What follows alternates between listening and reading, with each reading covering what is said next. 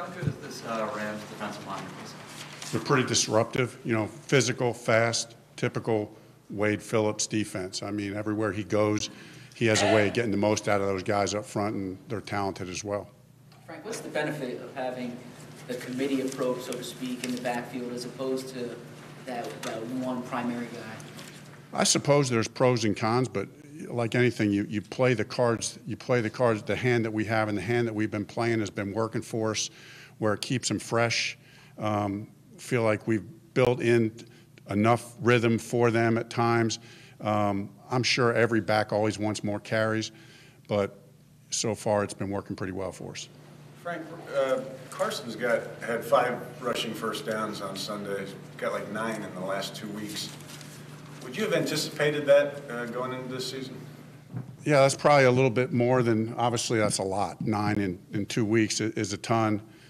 So that's just a credit to him being able to improvise and his physicality and his athletic ability. When things break down, he just has that knack. My hunch is, and my experience tells me, that those kind of come in waves a little bit. You get a bunch like that, 9 in 2 games, and then you go 3 games where he's got 1 or 2, where things are clicking, the ball's getting out quick. Other times where it's a little bit more impromptu, and I think we just hit a spurt of those.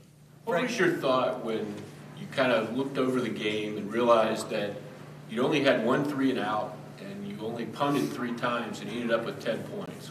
How did you process that? Yeah, I mean, it was difficult. I think we felt like we left some points out there. I credit them. It was hard to get a little bit of a rhythm going in the first half. We just couldn't quite produce. We had some plays, but just not quite enough to get down into the red zone and get more points. I know second half we got in a little bit of a pass mode and put some yards up there, but it's really all about, our formula has been play good early on, get a lead, be able to stay balanced. If you're looking for a positive, when we got in a pass mode, we were able to gain some yards passing and be able to handle that pretty well and have some production there. I think you can build off that in the future, but you're not happy with the results from the game. Frank, there was that key 4th and 3. Kenyon Barner said he thought that was a touchdown if he could have stayed on his feet. What's the teaching point there of how he gets to the right place? You know what? He's got a. That's a play where he's kind of bursting through the line, just finding a gap, going from one side to the other. It's a play that most teams in the NFL run. The idea is to try to get the guy who's man-to-man cover on him from one side, have to fight through traffic, but we have to fight through traffic as well. And Kenyon got through there pretty well. It's the kind they were pressuring us on that play. If we can buy a split second more time, maybe if he gets through clean, it's 3 or 4 things that I bet if we run that play under that same defense, we probably hit it for a huge play 60, 70% of the time. But there is a little bit of a risk reward when you send it back across, having to fight through. That's the risk reward of the play. But it's a good play that we felt was the right call at that time. Frank, you said it was a typical Wade Phillips defense. What are some of the things that he's done that are so disruptive, or what is a typical? He just has the right mix. He everybody knows in football terms he's going to play an underfront with Sam at D and play cover 1. That's his deal. But I think in recent years he's mixed the coverages a little bit more. When he was, when I went up against Wade when he was in Denver there for a little bit and had that defense, it was cover 1 almost every snap. I think he's mixing it up a little bit more, but still his primary DNA is that 5-man rush, cover 1, just saying you got to beat us. And, he has those guys playing well. I know you focused on the defense, but the Rams defense that is. But during the pre-draft process a year ago, what did you see from Jared Goff? Obviously we looked at him very closely, thought very highly of him as a quarterback mentality, person. His tape, it was all good, all positive, had high opinions of him. Frank, the focus for Carson is obviously on the Rams defense, but is there a tendency to press because this is the first time the first and second players in the draft are on the same field? I suppose that could be something to think about because of how much hype will be around that. But I think at the end of the day, it's like going up against other challenges. has so much to focus on as far as running the offense and focusing on beating a very good Ram defense. So ultimately, he's not going up against Jared.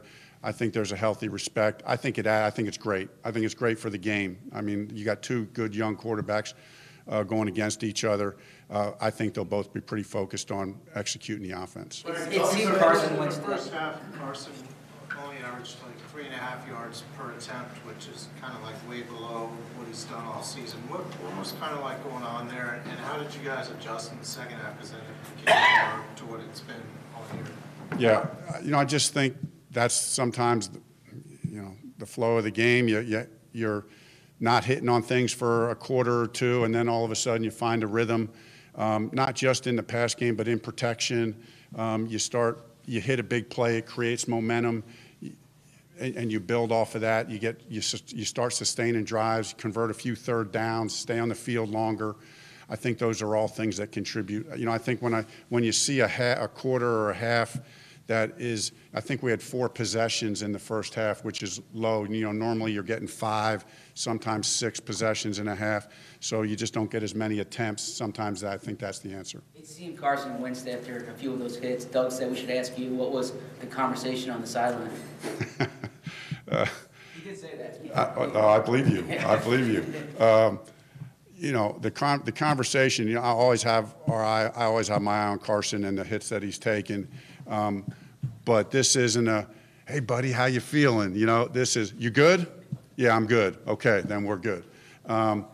He's a tough guy, and this game is for tough players. So, I watch that. I'm aware of the amount of hits that he's taken as DeFilippo, up top. He's watching every move as well. But sometimes as a player, and I think Carson falls in this realm, you thrive in that. I mean, you thrive in that. I mean, it doesn't feel good, but you're in the game. This is what football is. It's a physical sport, and just because he plays quarterback, that doesn't mean he's not a part of that. And we all know that he's a little bit wired like that, but I still think he's done an excellent job of taking care of himself. I don't think he's taken a bunch of unnecessary hits except for the illegal ones. Even though a little bit's made of him, he's so athletic. He's been good at getting down no matter how that is, or getting out of bounds. I think he's done a good job with that. You've talked about how even keel Carson is. When he misses a throw to Aguilar, he was pointing out some of his mistakes after the game. What's his demeanor on the sideline, or even on Monday, Tuesday when you watch film with him? He's like many of the great players I've been around, very hard on yourself.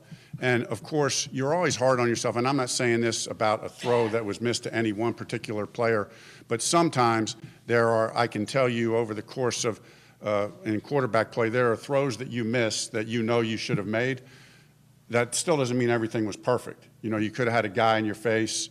The receiver could have run the route not quite the way he was supposed to, but always when you're the kind of player that Carson is, you're always going to put the blame on yourself, and you should. Because, you want to make those throws and you want to push yourself to that regard. So he's very hard on himself, but that's par for the course. We haven't seen Torrey make a catch downfield in a little while. What's the reason for that? Is he not open? Is Carson not looking for him? I think that, it's been a few games. We have stuff in every week to get our guys, all of our receivers vertical. I mean, we literally every week we make sure that there's opportunities to get the ball downfield to each one of those guys. Sometimes in the flow of the game, the way it's called, if you got 10 throws like that, and Torrey's got 3 of them, and Nelson's got 3 of them, and Alshon's got 3 of them, whatever the case may be, sometimes they just don't get called. Or sometimes they play a coverage that takes it away. So it's usually a combination of those things. Again, it's relatively small sample size when we're talking like that. So we just keep rolling it and know Torrey has the speed to get deep. Did Vaitai's performance Sunday night bother you or alarm you at all? I'm sorry? Vaitai's performance Sunday night, what do you take from that? Hey, in a very challenging environment, there were times going up against a very good pass rusher. I thought there were times he held his own real well. I mean, Clark had a few good pass rushes on him. There was one move that he made that, watching the film again today for the 3rd or 4th time, it was a wicked pass rush move and very good. So I thought in that environment overall, he was fine.